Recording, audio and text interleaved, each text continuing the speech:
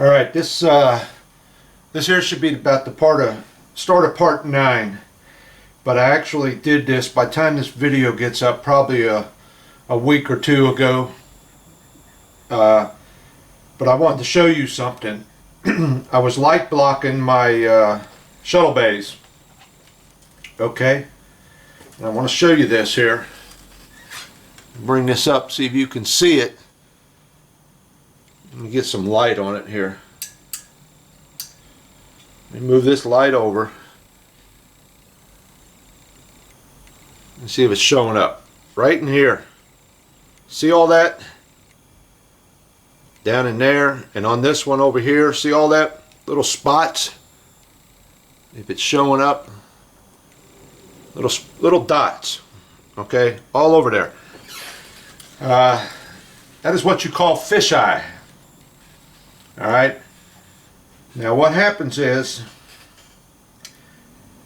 there was something on the plastic before I started painting. I washed all these parts real good in soapy water. It could be some mold release from the molding process. It could be maybe I was spraying that kicker around in here and it got on it. I don't know, but it's awful funny. It's only on them 2 sections. But what that is the paint won't adhere to that because there's something there, and some type of oil, grease, silicone, I don't know what. But the paint just won't adhere to it. Now, there's 2 remedies for it, really. Number 1, the best remedy is to let it dry for a couple days, sand it down, and then reshoot it. Clean it up real good and reshoot it. Number 2, you could wait a couple days and come back and try to cover it up a little bit, but it's nasty looking. The only thing is, this is on the inside. This is my light block, so I'm not worried about it. You know, if worse comes to worse and it's showing through in them spots, I'll just take some of that tool up there and cover it up better. But I just wanted to show you that. That's what happens. Now, if that was on the outside of my model, I'd have a real problem. I would have to let that model sit and dry and sand it all down, get it all off there and clean it all up real good. But that's what happens when you get some kind of contaminant on the surface of what you're painting. And like I said, they call it fisheye because it looks like little bitty dots, little bitty fish eyes. So I just thought I'd throw that in there. Alright, on to the next part. Okay, here we are. While I'm waiting for the paint to dry on them shuttle bays, where I was light blocking it, thought I'd show you. I started working on the lighting for the rear of the ship, the engine compartment, and this is everything I've put together I'm gonna need. Alright, obviously you got the engine ports, or whatever you want to call them, exhaust. I got the photo etch. I've got the piece of clear plastic that came with the model, and I sanded it down pretty good with some 400 to disperse some of the light, diffuse it. I also have a piece of plastic here. This is off of a milk jug. So if you ever need some diffusion, cut up a piece of milk jug, and doesn't matter, chocolate or white milk. This is off a chocolate carton, but it works pretty good. And got another little piece of diffusion here. This is another little piece off of the milk carton, but it was up around the handle, and it's kind of got little bumps all over it. So that'll work out pretty good. Made a little box. I'll show you what all this is for here in a minute. This is for my lights. I got 5mm lights going to go in here, and I built a little stand for them. And of course I got 4 lights there and 1 over here. This, I will tell you, this little one will go in this little box here. Okay, I drilled a hole in it. If you can see that, that will fit in there like that. And I'll show you where all this goes here in a little bit. I just wanted to show you what I got all laid out to go in to the rear of the ship just to make up these lights. Alright, so I'm going to put you on hold. I'm going to start assembling this and I'll show you where we're at. Alright, after about 3.5 hours later, I'm back. I ran into a little problem. But you can see here, I got the engine compartment lighted up. Remember I showed you that piece of plastic had holes in it? Alright, I mounted it in here with some braces. Right there. Epoxied that in. I glued it in first with some Tamiya glue, and then when that set up I epoxied it, and then I took and light blocked around it. But I took that piece of plastic and I ran all my bulbs in there, in them little holes. Alright, that little box I made, that's up here. That's where that red light is. I got it off by itself, you know, so there's no other light coming in from anywhere else. Segregated, I guess you could call it. And then I light blocked it real good. That piece of milk carton I was talking about right here, that's a piece of it cut up. Alright, that is mounted right here. And so you can see what I did is I got my lights back pretty far. I'm using a 5mm bulb. Probably could have went with a 3mm, but I made it all work. There's all kinds of ways you guys can do this. This is my way, and I ran into a little problem, but I managed to figure it out. So I had some hot spots, you know, when I first started out. So that's what this piece of milk carton is here for, to diffuse the light. Okay, and then it comes and I sand it on that piece of clear plastic that came with the model. I sanded on that to diffuse the light some more. And then I got photo etch in front of that.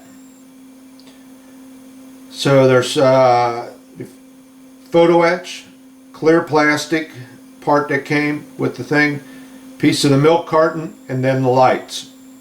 And the nice thing about having this space here like this is when I was gluing these lights in, I could aim them. I had an aiming point. It was lighting up on this piece of milk carton, so I could aim it at this particular part of the engine.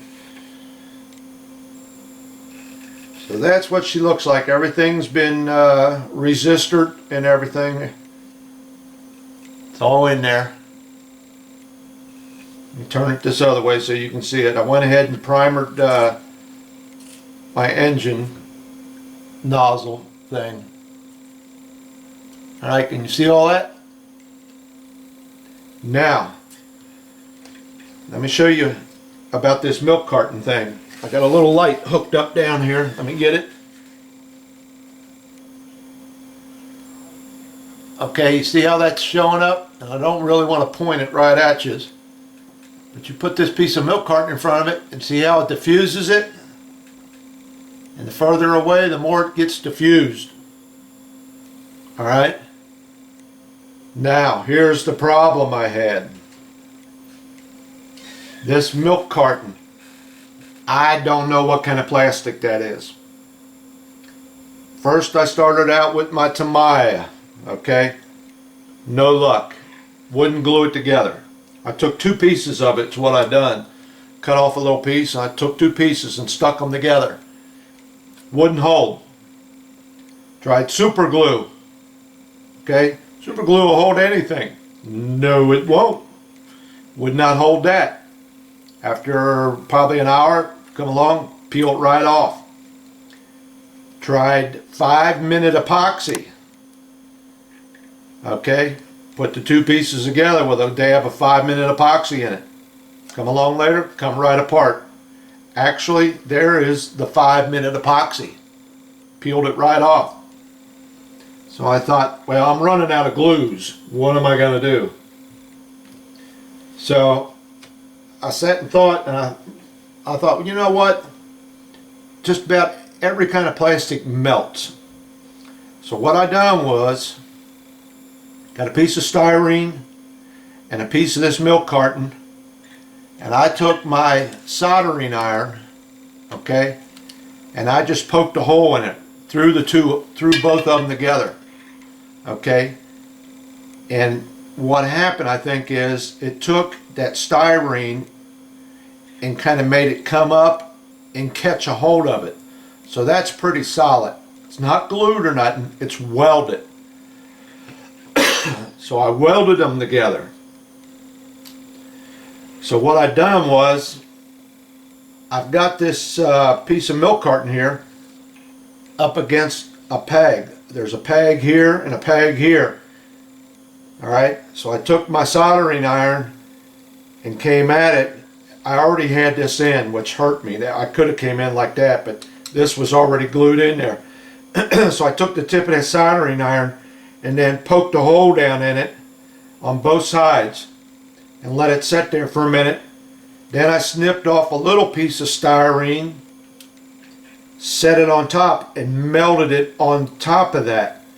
So basically what you had was the styrene from the inside melted with the other piece I put on the outside, kind of mushroomed it on there, and that's what's holding it. Okay? Now if anybody finds a way or a glue that will work on this milk carton. I got this idea off of a high profile model builder on YouTube. Said he got the idea from another high profile model builder, but neither one of them said you was going to have a problem with gluing it. So I tried 3 different glues. Like I said, super glue, 5-minute epoxy, and the regular Tamiya glue. Nothing would touch it. Nothing phased it. Finally, I had to weld it. So if you decide you want to use that for anything, if you can find a way to glue that plastic, let me know. Alright, I'm going to turn this off a minute, get it buttoned up, and show you what I got. One more thing before I close it up. Remember how I talked I wanted to run that brass tube in here like I did on the front? Well, you can see right off the bat there's a pin there, connecting pin, okay? So you would have to eliminate that, which was no big deal. But if you can see there, that rod would come in like that. How much room there is? There's really nowhere to anchor that rod once it comes through. And it's the same way over here. On this end, it's probably about 1/2 inch to 3/4 of an inch away. So I had a good idea, but it wouldn't work on the back. Alright, let me shut this down and close this up, and I'll show you what I got. Okay, I'm going to turn this on, but before I do, I want to say something. I can hear it now. Going to be all kinds of guys on here going, that ain't right, that ain't right, it ain't supposed to be like that. This is my model, okay? I like a little action with my models, alright? I just don't want my model just sitting up there on the shelf and looking cute with some lights on. I like a little action, okay? So when you see this, you know, you're going to go, oh man, I've never seen it like that in the show. Well, you're going to see it now. And it also gives guys an idea of what you could do if you want to do it this way. Alright? And you're wondering, what's he talking about? But, you know, I haven't seen anybody else do this. And I very seldom ever see anybody do this. But this gives everybody an opportunity to see, well, hey, there's a different way of doing it. Alright? So I'm going to go ahead and hook this up. And as soon as I do, you'll start seeing why, what I'm talking about. I'm going to turn these lights out. Okay, here we go. Now there's a lot of light blocking got to be done yet. You understand that. But this is just the start of it. Now, I don't know how well that's showing up. But if you can see, I have got those 5mm bulbs, they're flickering. All right. To me, it gives the model a little bit of action, like there's something going on in the muffler bearings there, you know. Got some power going to it. It's firing it up or whatever. And you can see how I got the red light, you know, isolated. That was the word I was looking for before, isolated. Okay. But if you can see, they're flickering, giving my model some action. But boy, I got some light blocking to do, and I don't know what I'm going to do over here. Let me turn this light back on. Hold on, I got to find it. I can't see nothing. I remember talking in one of my earlier videos about this side here. Boy, I don't know what I'm going to do there, because that's going to have, I'm going to have to get inside there somehow and light block that. But there's pieces go on up here and all that, so that'll be taken care of. And I think once it gets painted again, like I did on the front section, it'll take care of a lot of that other light blocking. But I like that. I like that flickering light. I did that when I built the tumbler, that jet propulsion unit. I put a red flickering light in there.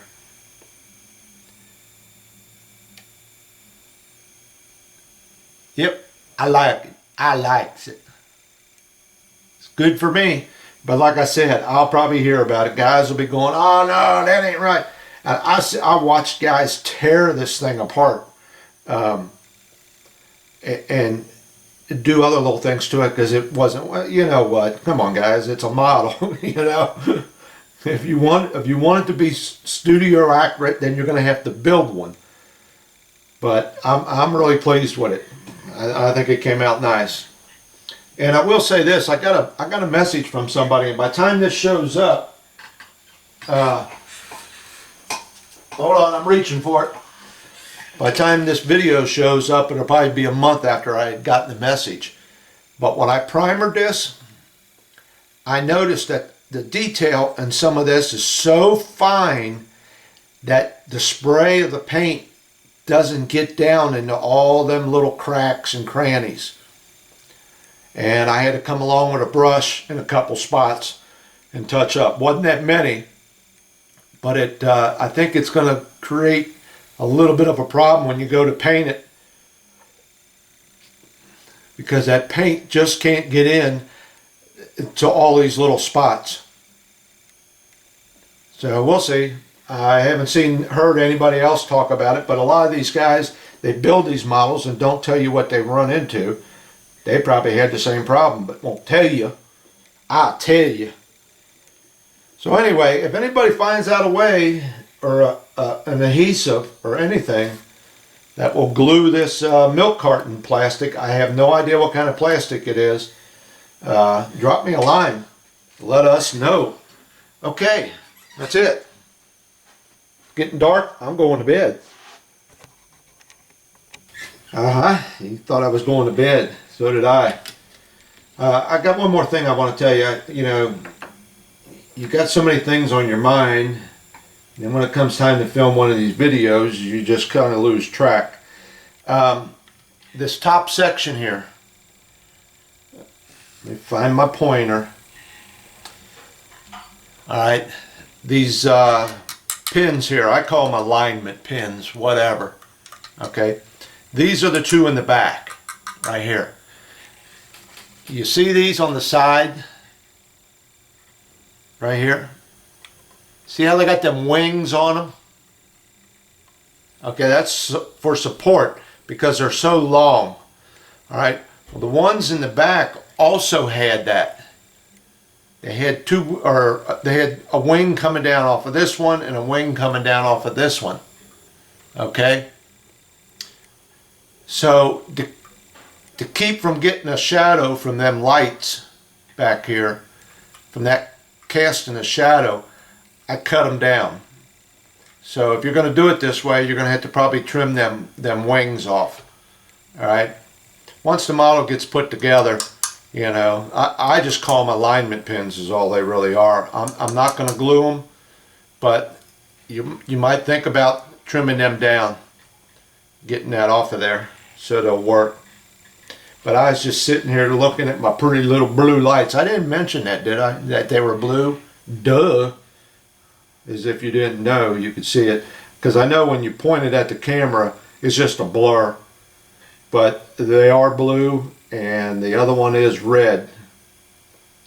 But I was just sitting here and getting hypnotized by them.